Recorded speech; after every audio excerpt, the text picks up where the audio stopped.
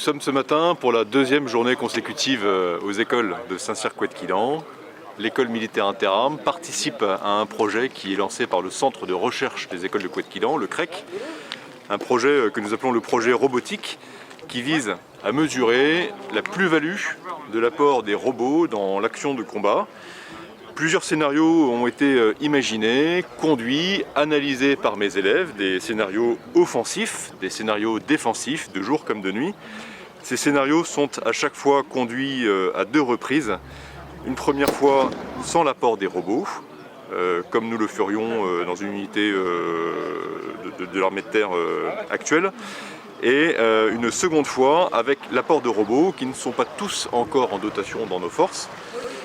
L'intérêt pour nous étant, avec l'aide d'officiers qui suivent les groupes de combat, de mesurer, de chronométrer, d'évaluer les distances auxquelles l'ennemi est décelé, les vitesses de réaction que l'apport des robots nous permet d'avoir, le gain d'efficacité que les robots nous permettent d'acquérir pour neutraliser, détruire l'ennemi au plus tôt, pour apporter si nécessaire du ravitaillement en munitions, en vivres, en piles pour nos appareils électroniques, sans engager le potentiel humain.